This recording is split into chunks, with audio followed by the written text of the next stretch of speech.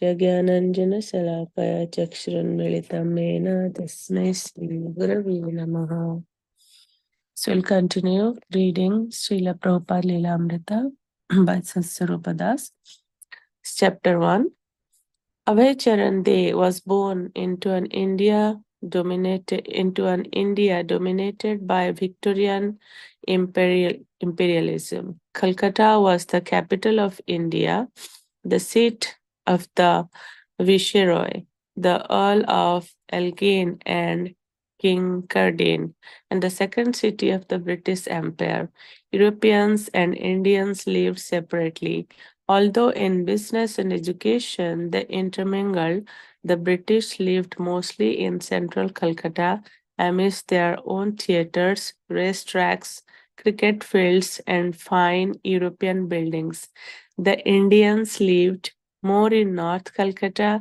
Here, the men dressed in dhotis and the women in saris, and while remaining loyal to the British Crown, followed their traditional religion and culture.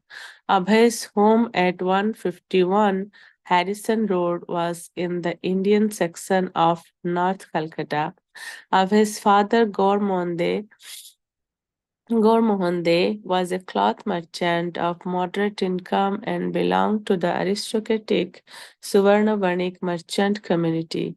He was related, however, to the wealthy Malik family, which for hundreds of years had traded in gold and salt with the British. Originally, the Maliks had been members of the De family, a Gotra lineage that traces back to the ancient sage Gautama. But during the Mughal period of pre-British India, a Muslim ruler had conferred the title Malik, Lord, on a wealthy, influential branch of the Des. Then, several generations later, a daughter of the Des had married into the Malik family, and the two families had remained close ever since.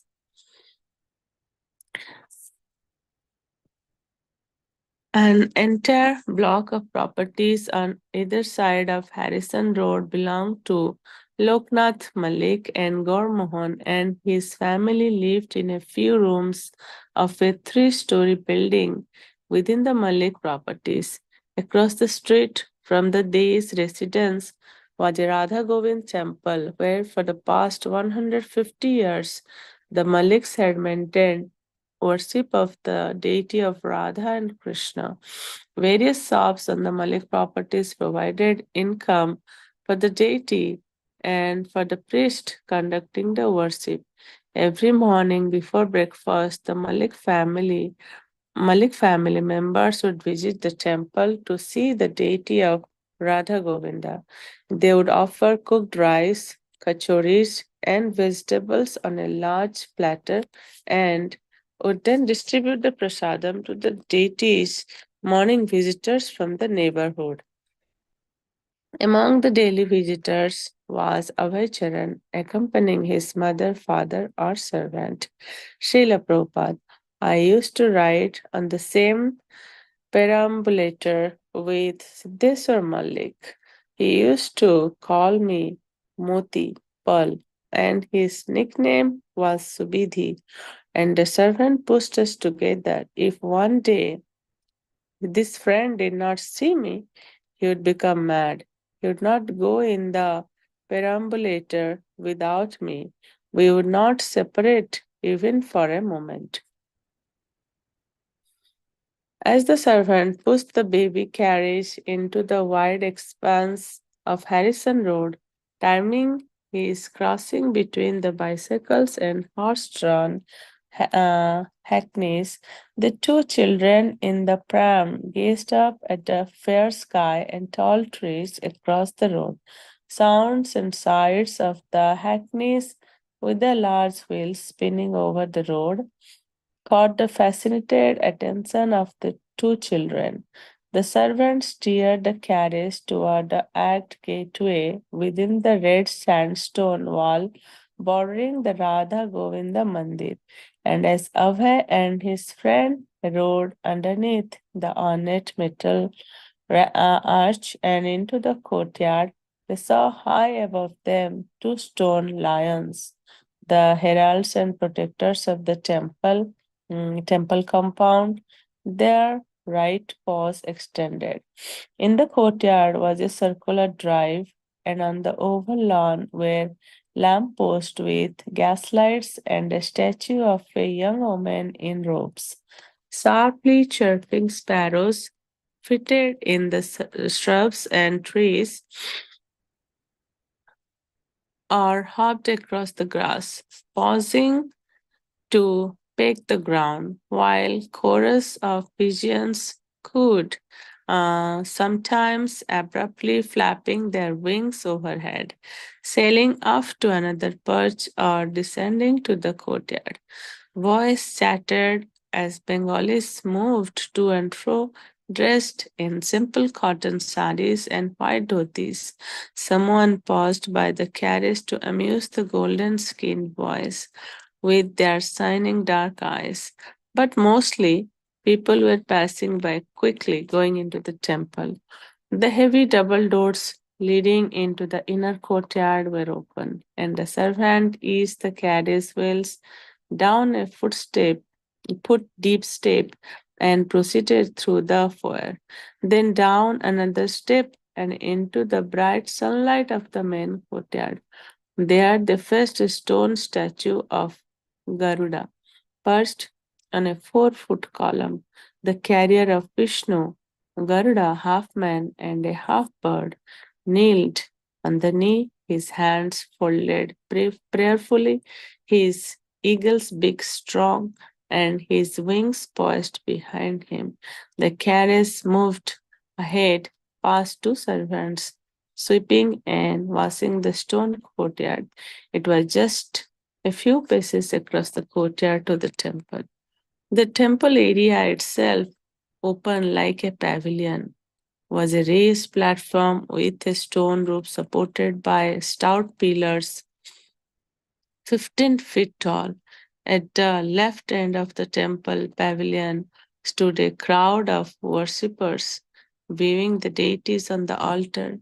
The servant pushed the carriage closer, lifted the two boys out, and then, holding their hands, escorted them reverentially before the deities. Srila Prabhupada, I can remember standing at the doorway of Radha Govind temple saying prayers to Radha Govinda Murti. I would watch for hours together. The deity was so beautiful with his slanted eyes. Radha and Govinda, freshly bathed in rest, now stood on their silver stone amidst vases of fragrant flowers. Govinda was about 18 inches high, and Radharani, standing to his left, was slightly smaller. Both were golden. Radha and Govinda both stood in the same gracefully curved dancing pose, right leg bent at the knee and right foot placed in front of the left. Radharani, dressed in a lustrous silk sari, held up her lady's right palm in benediction, and Krishna, in his silk jacket and dhoti, played on a golden flute. At Govinda's lotus feet were green tulsi leaves with pulp of sandalwood hanging around their lordship's necks, and reaching down almost to the lotus feet were several garlands of fragrant night blooming jasmine, delicate trumpet like blossoms resting lightly on Radha and Govinda's divine forms. The necklaces of gold, pearls, and diamonds shimmered. Radharani's bracelets were of gold, and both she and Krishna were or gold embroidered silk chadars about their shoulders. The flowers in their hands and hair were small and delicate, and the silver crowns on their heads were bedecked with jewels. Radha and Krishna were slightly smiling. So I'll stop here for today. I feel like go on reading and reading. So yeah, so beautiful, like yeah, Bhagavatam says, Srimad Bhagavatam, there is a verse. I don't remember the canto and chapter name, but I read once that why we should read about the pure devotees of the Lord. Um, Actually, the when we read about the pure devotees of the Lord feels very happy. So, that's why we should and we must read Srila Prabhupada Lilamrita. And today, mostly we covered about the Radha Govind temple where Prabhupada, Srila Prabhupada used to visit when he was in Calcutta. And also, we read how Prabhupada's, like his ancestors, they belong to, says Gautam. So how from there the surname Malik comes, which means the Malik or Lord, and the very beautiful description of how Srila Prabhupada used to visit the Radha Govind temple. The description of Garuda when I was reading, I was just remembering the Garuda in ISKCON LA temple, same like very big, half man, half bird, with wings at the backside, folded hands.